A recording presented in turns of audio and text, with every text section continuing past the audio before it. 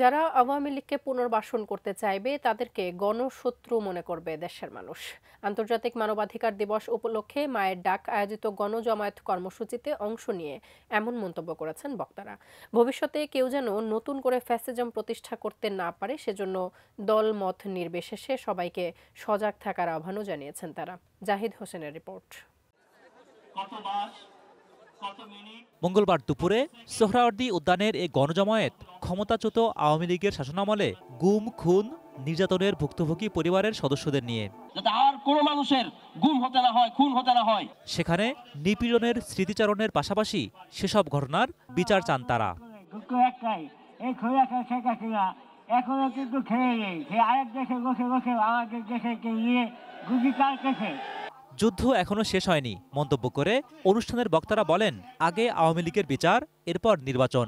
৭১কে পুঁজি করে আওয়ামী লীগ গত ১৬টা বছর শত মায়ের বুক খালি করেছে। এই ৭১কে পুঁজি করে যারা এই ৭১কে আওয়ামী লীগীকরণ করেছে তাদেরকে বিচারের আওতায় আনতে হবে। কোন ধর্মের নাম করে, কোন জাতির নাম করে কেউ যদি আমাদের মধ্যে বিন্দু মাত্র কোন উগ্রবাদী চিন্তাধারা, উগ্রবাদী চক্রান্ত করার চেষ্টা করে, সকল ধর্মের যোদ্ধারা আমরা একসাথে তাদেরকে প্রতিহত করব। ভুক্তভোগী পরিবারের সদস্যদের পাশাপাশি সেখানে যোগ দেন বিএনপি সহ বিভিন্ন রাজনৈতিক দলের নেতারা। একাত্মতা জানিয়ে তারা বলেন, ন্যায় বিচারই হবে নতুন বাংলাদেশের প্রধান ভিত্তি। নির্মাণ কাজেও আমি বেছে নেই CSRM TMT 500W, committed for better still। অন্য কোন দেশ, অন্য কোন জাতি আমাদের স্বাধীনতায় হস্তক্ষেপ করতে পারবে না। এই সত্য জীবন দিয়ে বারবার বাংলাদেশের মানুষ প্রমাণ করেছে।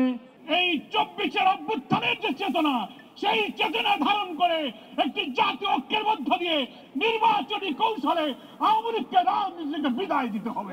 গুম খুন থাকবে না, আয়নাঘর থাকবে না, মানুষ মানুষের প্রতি নির্ধারণ অত্যাচার করবে না, মানুষ মানুষকে শোষণ করবে না, মানুষে মানুষে বৈষম্য থাকবে না, মানুষে মানুষে মানবতার দেশ, মানবতার সমাজ।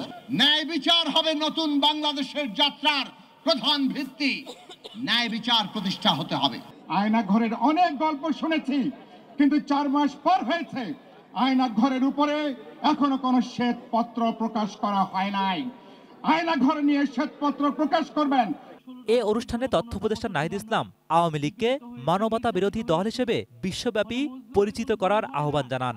সেই শেখ হাসিনা এবং আওয়ামী লীগ এবং তাদের যে মুজিববাদী রাজনীতি এবং আদর্শ, যেটা একটা ফ্যাসিস্ট রাজনীতি, সেই রাজনীতির উপর ভিত্তি করে কিন্তু তারা মানবাধিকার হরণ করেছিল।